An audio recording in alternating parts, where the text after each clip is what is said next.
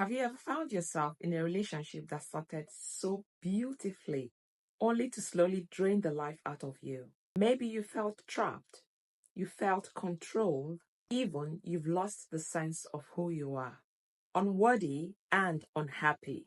Hi, my name is Madge Williams. Today we're diving into the pattern of toxic relationship and how to break free from them.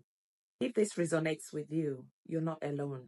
Many of us have found ourselves entangled in a toxic relationship patterns, unsure of how we got there or how to break free. It is a cycle of behavior that keeps you feeling trapped. What is a toxic relationship? A toxic relationship is a relationship where the negative aspect of the relationship outweighs the positive, causing emotional, mental, and even sometimes physical harm.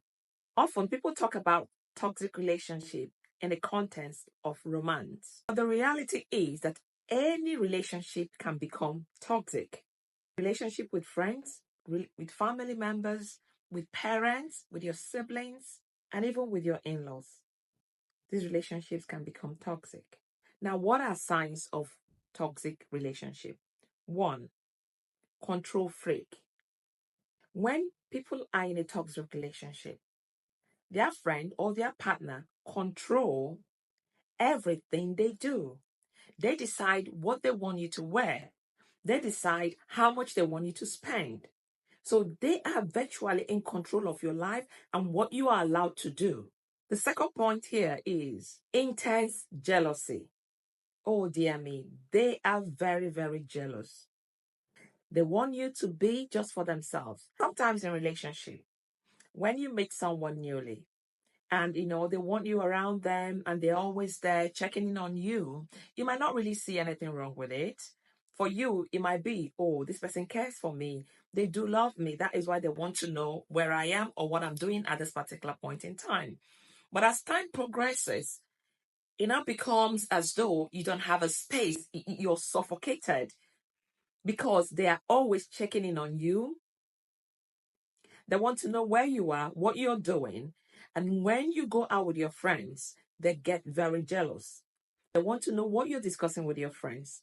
They want to check your phones to see who sends you a message, who's calling you.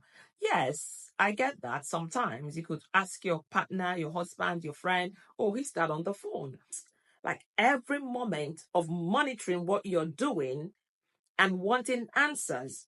And when the answers are not really coming the way they want it to come, they get very angry, they get aggressive, and sometimes they physically abuse the person.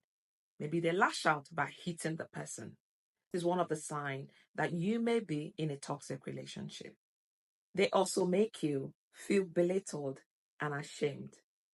Sometimes they use words very sarcastic, or maybe you have something you've achieved and you speak to them about it, they just belittle it, downgrade it. Instead, they start telling you about their own experiences, their achievements, or what they do. So they make you feel as though you are not worth anything.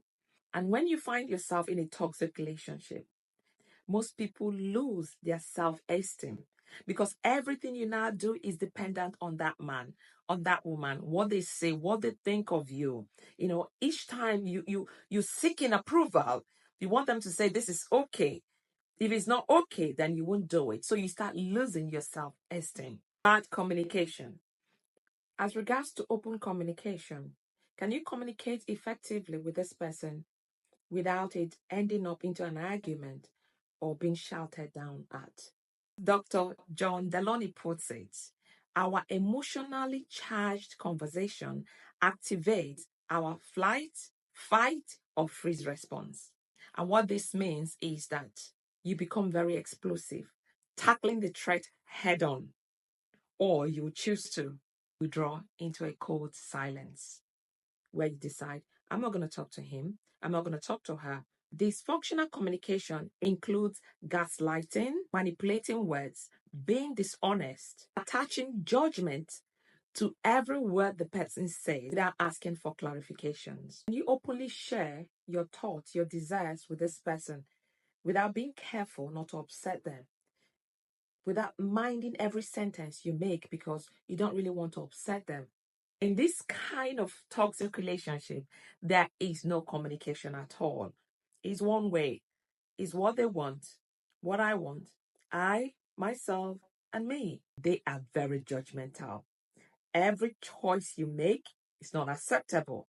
Once that choice you're making is not what they've suggested, they are so judgmental and so critical of every decision you make, taking away that willpower from you to stand up for yourself and to make that decision for yourself. As this progresses, you start losing yourself because you know deep down this is not you.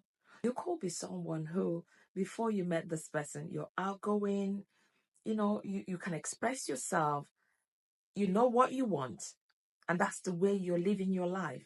But this person comes into your life.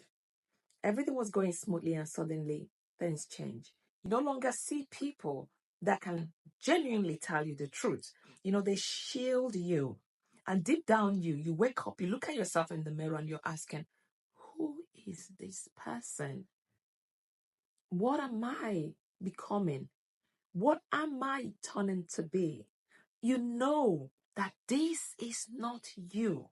And as this is going on, you know that you're feeling manipulated, you are feeling exploited. Because in this scenario, you don't matter. They also psychologically abuse their victims. You might not even realize it. When you have someone who's close to you, mentioning one or two things to you, don't dismiss it. Listen to them. When you're psychologically abused, you start questioning your sanity. You start questioning, am I seeing things? Because you could be telling them that this is what you saw, this is what happened. And before you, they're telling you, no, something is not right. You need to go check yourself out. And you start asking yourself, I thought this just happened. You start getting confused. Am I seeing things? Did this not happen or did it actually happen? They make you question your sanity. They are pathological liars. My dear, they can lie. Like literally, you're seeing things happen before you. Oh dear. They just make you feel as though you don't know what is happening around you. They are liars. You know they're lying and you know you can't trust them. But sometimes it's difficult when you're so entangled in this kind of relationship to untangle yourself. The first step is recognizing the sign. Are you seeing the sign? Do you have that gut feeling telling you that something is not right?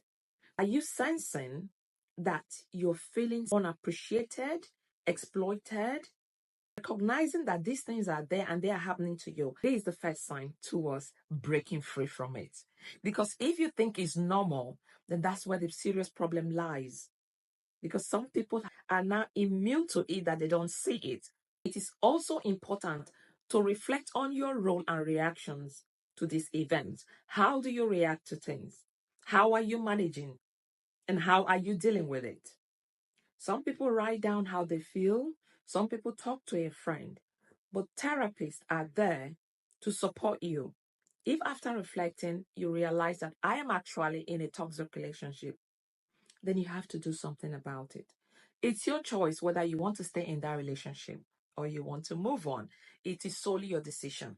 But my point here is to bring it to your awareness that a lot of people are going through this without realizing it. The truth in life is that, yes, we can have misunderstanding with our friends. Yes, we can have miscommunication.